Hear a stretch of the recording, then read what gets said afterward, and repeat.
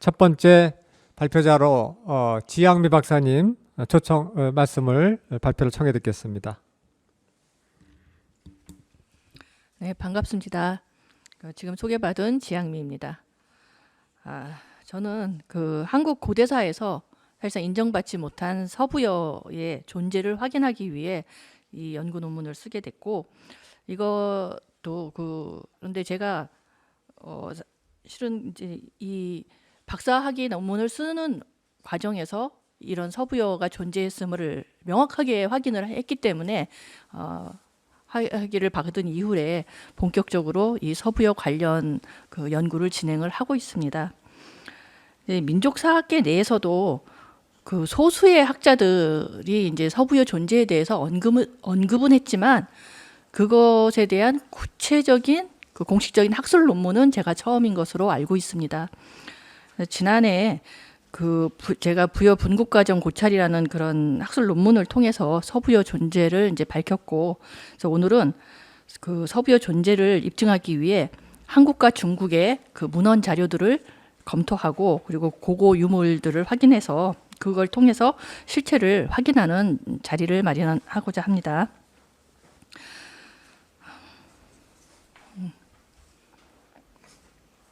예, 이것은 지난해 제가 우리 역사 속에서 부여는 건국이 아닌 그 분국이라는 독특한 과정을 통해서 그 변천이 이루어졌고, 이를 통해서 이제 부여의 계보라는 계보라 할 수 있는 부여 분국도를 만들었습니다. 이 왼쪽에 있는 것은 북부여기를 포함한 부여 분국도고, 오른쪽에 있는 것은 그 보통 일반적으로 사용하는 그 삼국사기나 그 중국 문헌들을 기반으로 해서 만든 부여 분국도입니다. 두 가지 다 보면 서부여가 명확하게 드러나 있습니다. 그러니까 자료의 어떤 문헌의 그런 문제가 아니고 우리가 일상적으로 그 역사학계에서 사용하고 있는 그 문헌 속에서도 밝혀질 수 있는 그런 나라라는 게 확인이 되는 순간이었습니다. 그리고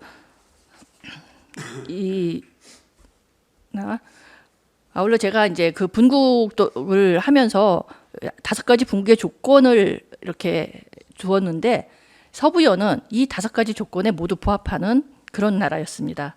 그래서 이번에는 이제 좀 더 그거를 그 문헌 사료에서 좀 더 그 확실한 그 입증 자료들을 제시를 하고자 합니다. 제가 여러분 이해를 돕기 위해서 분국 시기를 간단하게 설명드리고자 합니다. 먼저 서기 전 425년에 그 단군 조선에서 대부여로 변경이 됩니다. 국명이 바뀐 거죠. 근데 국명만 바뀐 게 아니라 어떤 시스템까지 다 바뀌게 되는데, 그 이후 200년 후에인 서기 전 239년에 북부여가 건국이 됐고, 그 북부여 건국한 이후 서기전 87년에, 그러니까 그 이전에 그게 있었죠. BC 108년에 위만조선이 망하게 되고, 그로 인해서 한나라와의 국경 문제가 생기게 되는데, 이때 그 북부여도 위기에 처하게 됩니다. 그랬을 때 그 당시 구국의 영웅이라 할 수 있는 고도막한이 등장하면서 북부여의 헤브루 왕을 동부여로 분국시키고 본인이 추대를 받아 북부여의 왕으로 등극하게 됩니다. 그때 이제 그 북부여가 곧 이제 졸본부여가 되고, 그 동쪽으로 간 동부여는 그 위치가 가서번이기 때문에 가서번부여로 불리게 됩니다. 그 와중에 동부여에서 그 서기전 79년에 그 고구려를 세운 추모가 출생을 합니다. 근데 이 추모는 그 동부여에서 가진 그 학대와 그 차별, 그리고 이제 살해 위협까지 받고 그 졸본부여로 피신을 하게 되고, 거기서 졸본부여 왕의 둘째 사위가 된 뒤 2년 뒤 졸본부여 왕으로 그 등극을 하게 됩니다. 이런 내용은 그 삼국사기 백제본기에 명확히 나와 있는데, 그렇다면 고구려본기에 있는 그 서기전 37년에 고구려가 건국됐다라는 그 사실하고 서로 대치되는 상황이 오겠죠. 근데 저는 이것을 이렇게 봤습니다. 일단 그 좀 편한 표현이긴 하지만은 굴러온 돌이 박힌 돌을 빼는 상황이 됐죠. 사위로 들어왔다가 그 왕이 됐기 때문에 일단 권력을 잡고 나면 자신의 그 자리가 튼튼해질 수 있도록 평정을 하겠죠. 그런 다음에 그 국명을 바꾼 것으로 보고 있습니다. 그 고구려가 등장하면서부터는 더 이상 북부여나 졸본부여의 존재는 역사 속에서 유지할 수 없는 거고 이거는 이제 사라졌다라고 봐야 되겠죠. 예, 그러고 난 다음 그 서기 22년에 고구려는 계속 팽창을 해가고 있고 동부여의 대소왕과 대립하게 됩니다. 그러다 이제 대무신왕이 그 동부여 대소왕과 붙어서 결국 대소왕이 죽게 되는 그런 상황까지 오게 됐는데 그 이후에 이제 서부여가 분국되게 됩니다.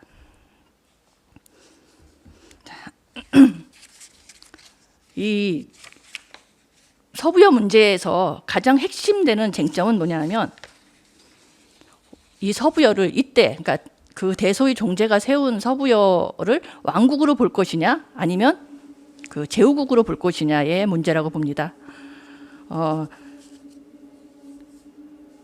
그 대소왕이 죽은 후에 대소왕은 공식적으로 어떤 후계자가 없었던 것 같습니다. 그래서 왕실이 이제 그 서열 다툼을 했는지 어쨌는지 그 해체가 되고 그 와중에 그 대소의 막내 동생은 독립을 해서 갈사국을 세웁니다. 그런데 이제 대소의 사촌 동생이 그 자기 추종자들한테 말하기를 더 이상 이제 나라는 망했고 우리는 갈 곳이 없으니 어디에 의탁을 해야 되겠다 해서 그 1만여 명과 함께 고구려에 투항을 합니다. 고구려에 투항을 했더니 그 대무신왕은 낙시성을 하사를 해주고 또 부여 왕으로 봉해주고 연나부에까지 안치합니다. 이런 기록만 보면 이거는 분명히 제후국이다라고 이렇게 단순하게 볼 수 있겠는데 이 사료를 면밀히 분석을 하면 두 가지 사실을 알 수 있습니다. 하나는 그 대소의 사촌 동생은 나라를 항복할 자격이 없다는 겁니다. 왜 그러냐면 왕이 아니기 때문에. 왕이 아닌 그냥 그 왕실 사람이지 그런 권한이 없는 거죠. 나라를 항복을 할 정도면은 그 이제 옆에 나와 있는 대로 갈사국의 그 3대 왕 도두왕 때 나라를 전체를 들어 고구려에 항복했다. 이게 가능한데 그런 게 항복을 했으면은 그 이제 그 항복을 받아들인 왕에서 그 상대 나라의 왕을 이제 제후국으로 만들 수가 있는 거죠. 근데 이 대소의 사촌 동생은 그럴 자격이 없다는 겁니다.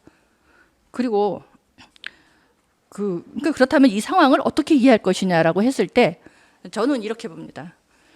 오늘날에 어떤 대기업이 잘 나가던 대기업이 부도가 났는데 그 기업의 그 임직원이 신흥 대기업한테 가서 자기네 일은 잘할 테니 좀 자기네들 받아달라 이렇게 요청을 했는데 그 신흥 대기업에서 그 사람들을 채용을 한 게 아니라 협력사를 만들어서 협력사 대표로 앉혔다라고 이해를 하시면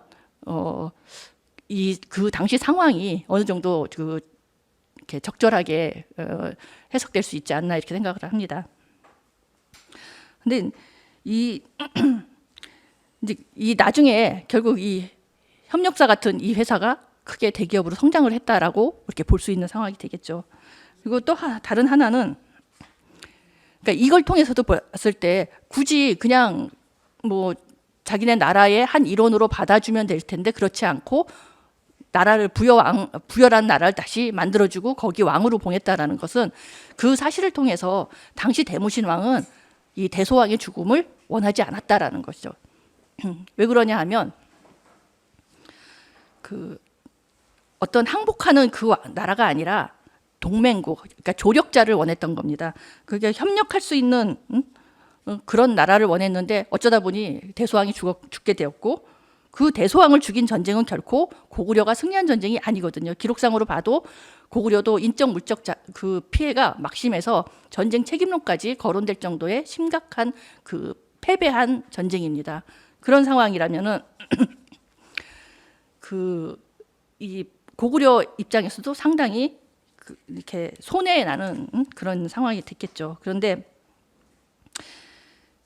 그 북방족 사이에서 두 고구려나 이 동부여나 둘 다 해모수의 후손들입니다. 그렇다면 다른 그 북방족이 봤을 때 집안 싸움 하는 거나 똑같거든요. 그랬을 때 여기서 패권 국가로 성장하기 위해서는 그야말로 좀 덕이 있고 품이 있는 그런 리더십을 발휘해야만이 그야말로 큰 형님 소리를 들을 수 있는 그 국가로 성장할 수 있겠죠. 그래서 그렇게 돼야 이 고구려 입장에서도 패권국으로 갈 수 있는 어떤 발판이 되지 않았겠나 그렇게 생각을 하는데, 그런 와중에 어이없이 대소 왕은 죽었고 그 이후에 어쨌거나 그 많은 인원이 자기들 받아달라고 왔는데 부여 왕으로 앉히면서 상당히 고구려 입장에서는 이게 이제 계산이 맞아 떨어진 것 같습니다. 자기네한테 아주 협조를 잘 할 수 있는 동맹국을 하나 얻은 게 되는 거죠. 그렇게 해서 동반 성장을 하게 되는데, 이종희, 조선시대 이종희의 동사에 보면 이 연나부에 안치된 이 부여에 대해서 점점 자립한 나라가 되었다라는 기록이 있습니다.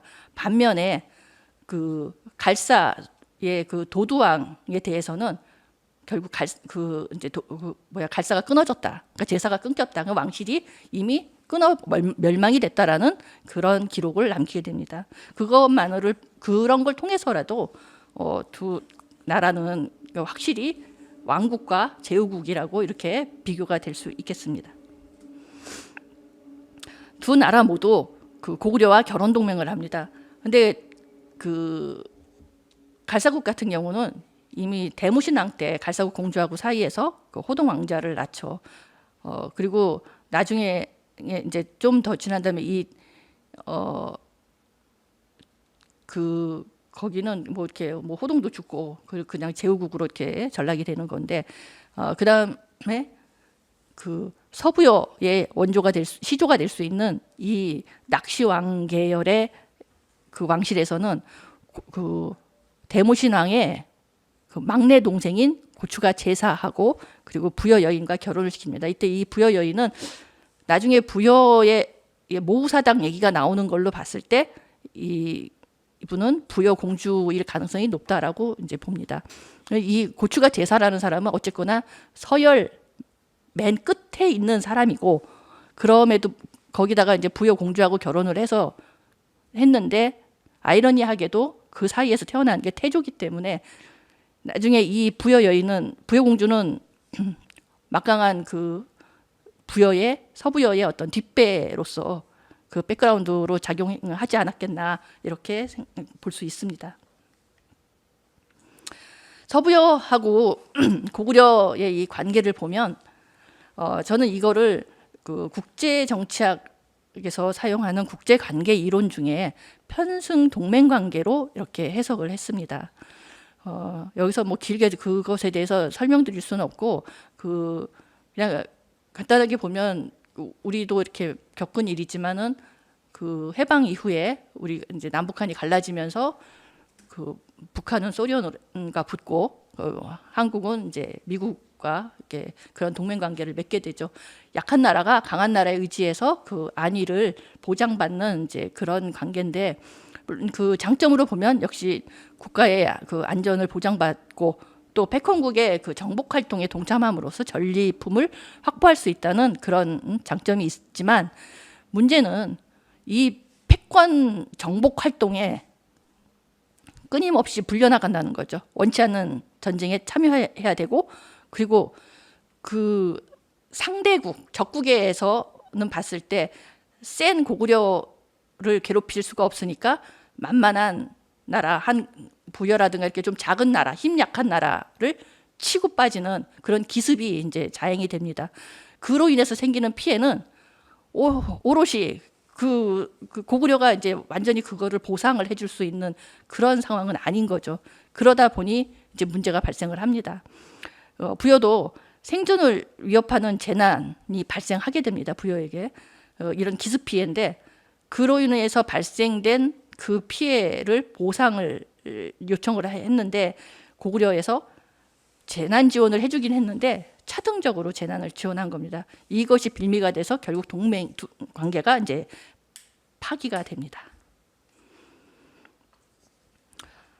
그래서 우리가 보통 그 예맥족이 이제 우리 북방족의 한 별칭으로 이렇게 작용하고 있는데 예족은 부여, 뭐 맥족은 고구려 이렇게 일반적으로 알려져 있습니다. 근데 맥족이 고구려와 관련이 있다라는 거는 대부분 인정하는 적인데 이 예와 관련해서 보니까 글자의 모양이 여러 가지가 있습니다. 다 예로 불립니다. 그럼 왜 이런 차이가 나느냐? 다 우리 그 북방족과 관련이 있는데 이런 차이가 납니다. 이렇게 보시면은 그 맨 첫 번째, 그러니까 저는 이것을 분석을 하다 보니까 이거는 이 예족의 어떤 그 주요 경제 활동을 글자로서 이렇게 표시를 한 것이다라고 본 거죠. 벼화자가 있으니까 당연히 농업이고, 그런 뭐 물숫자가 있으니 물가에 있을 거고, 어업을 주 생활로 이제 썼을 것이다라는 거죠. 아래 뭐 풀초라든가 말이라든가 이런 것도 다 관련 그 업종을 표시하는 게 아닌가 이렇게 분석을 하고 있는데 아니나 다를까 그런 것들이 그 곳곳에 문헌에서 이제 파악할 수 있었습니다. 그러니까 이게 어떤 식이냐면은 우리가 그 보면 일반적으로 착각하고 있는 것이 북방족, 부여족, 북방족이나 부여족을 북방 기마민족, 부여 기마민족이라는 표현을 쓰는데 그러다 보니 그러니까 말 타고 다니니까 다 유목일 거다라는 착각에 빠집니다. 말은 당시의 교통수단이고 주요 무기 중에 하나입니다. 그럼에도 불구하고 그것을 이렇게 다 이렇게 싸잡아서 그 같은 걸로 여기다 보니까 문제가 생겼다라고 보고 있습니다. 그래서 이제 부여는 이 예족 중에서 북방족이 여러 예가 있었고 그 이 예족 중에서 부여가 상당 부분 농사와 그러니까 반농 반목을 같이 겸했다라는 것을 알 수 있습니다. 지금까지 말씀드린 것을 입증하는 이 증거 자료들입니다. 봄에 그 121년도의 봄에 한나라가 침략을 기습을 합니다. 그래서 예맥 거수를 죽이고 뭐 재물 다 뺏어가는 그런 사건이 났는데 이에 그 왕, 그러니까 고구려 태조가 자기 아우를 시켜서 무려 병력 5천을 투입을 해가지고 보복을 합니다.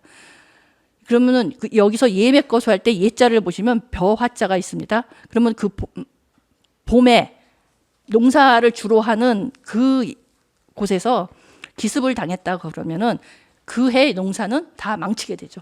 왜냐하면 장정들이 다 죽임을 당하고 끌려가고 하기 때문에 그래서 이것은 굉장히 큰 그 후폭풍이 있었을 것이다라고 봤는데 아니나 다를까 그해 겨울 10월에 그 태조가 부여에 행차를 했는데 그 백성 가운데 공공한 자들을 찾아서 안부를 묻고 물건을 차등있게 줬다라고 했어요. 이 내용이 그 결국 동맹을 파기하게 되는 그 결정적인 그 사건이 된다라고 저는 그렇게 해석을 하고 있습니다. 여기서 보면 태우의 사당이 나오죠. 그럼 태우가 그 든든한 백그라운드 역할을 했던 태우가 죽었다는 얘기고, 그리고 그 사당이 저기 부여에 세워졌다라는 것 자체도 그 분이 그냥 평범한 부여 여인은 아니라는 것을 말해주는 거고, 그리고 그 공공한 자들, 그러니까 배고픈 일이 생기는데 춥고 배고픈 겨울에 왔는데 거기에 대한 그 재난에 지원을 하는데 차등 있게 내려줬다는 겁니다. 그러면은 우리도 코로나로 인해서 이렇게 재난 지원 받아봤는데 누군 받고 누군 못 받고 하는 그런 상황이 발생했던 거죠. 결국 그 해 11월에 그 다음 달에 이제 태조가 고구려로 돌아가고 12월에 그 태조가 직접 마한과 예백의 기병을 데리고 현도를 쳐들어갑니다. 그때 부여 왕이 그 아들 위구태를 시켜서 군사 2만 명을 데리고 그 이제 결국 한을 돕게 됩니다. 이걸 계기로 그 둘의 동맹 관계는 깨지게 되고 그 부여는 결국 한나라와 이제 그 함께 동맹을 맺어가면서 지내게 된 거죠. 이 서부여에 대해서 한 그 중국 문헌 기록을 보면 명확하게 더 그 서부여는 군사권과 외교권과 교육권을 갖고 있었다라는 그 증거 자료들이 넘쳐납니다.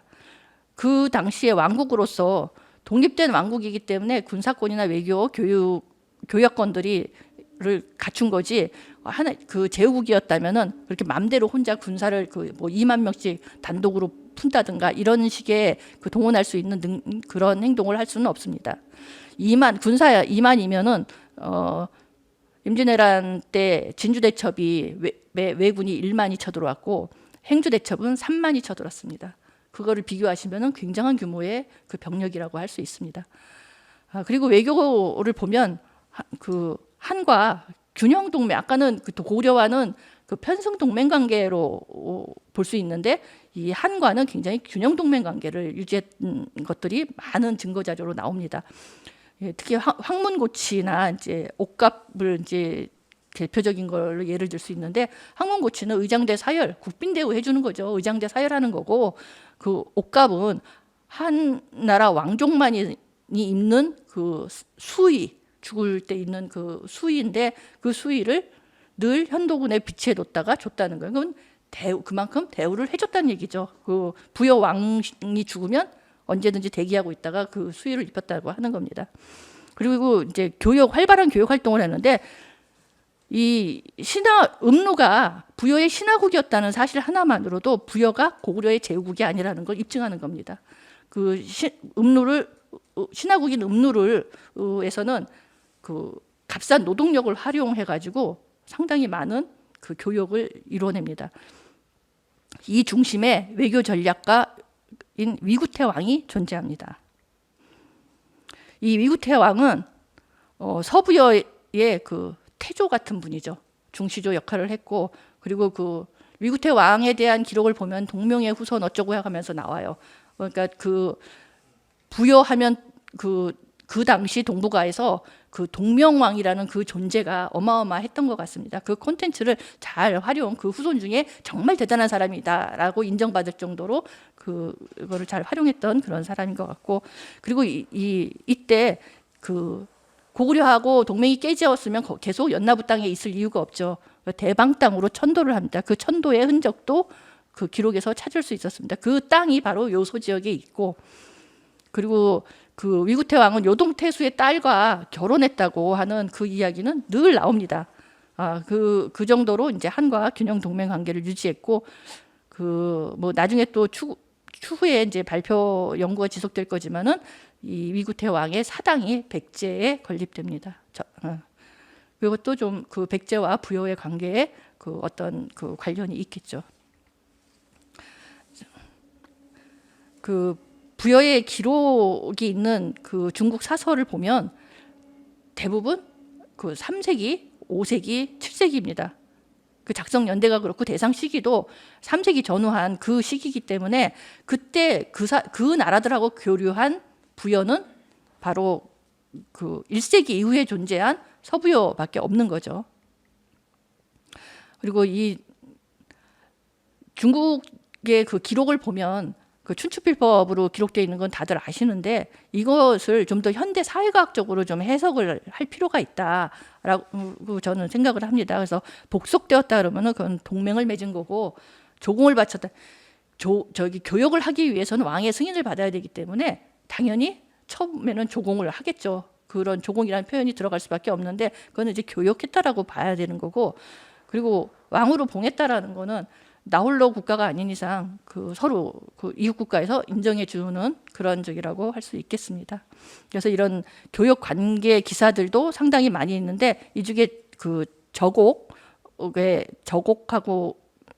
그 이제 음루와 거기 국경지대 부여의 국경지대에서 생산이 됐던 것으로 보입니다.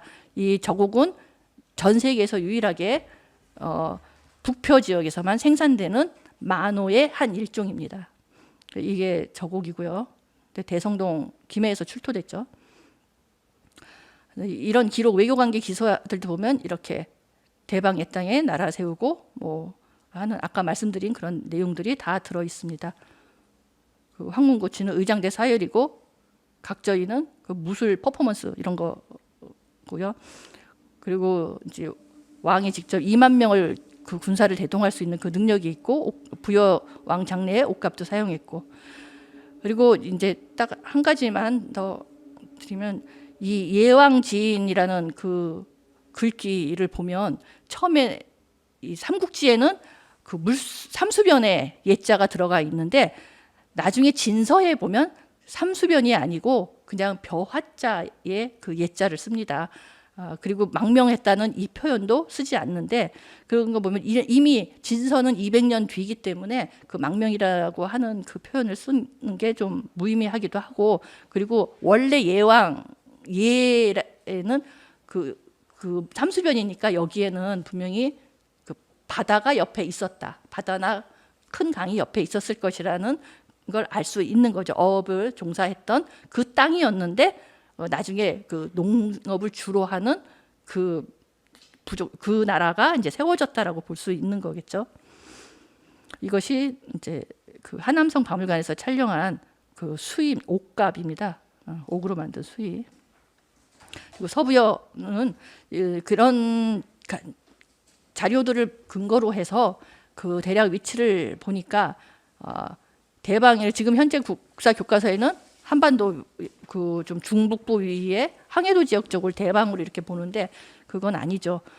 이 대방은 어차피 위만조선이 끝나고 세워진 대방군 설치된 그 대방군이기 때문에 요소 지역에 있었고 그것을 입증하는 대진국대 정주였다고 하는 그 자료를 바탕으로 해서 추적을 해보니까 이곳에 백랑산이 있고 백랑산은 지금도 존재하고 있고 그 백랑산이 있기 때문에 백랑현이라는 그 명칭이 지명이 나왔다고 하는 그 기록도 있습니다. 그리고 저곡 생산지가 북표라고 말씀드렸죠. 거기까지 해서 이 동그라미 붉은 동그라미 안이 대체로 이 서부여의 중심 지역으로 이렇게 보고 있습니다. 그리고 그 대진국 봉기에 백랑산 의려왕이 백랑산을 넘어 바다를 건넜다라고 했을 때 그것과도 기록과 맞는 게 저 백랑산을 넘으면 바로 바닷가가 나옵니다. 후르다오시아. 예, 결론입니다. 이 방위에 부여 앞에 방위를 붙이는 거는 저는 이제 후대의 구분을 위해서 그 사용한 것으로 추정됩니다.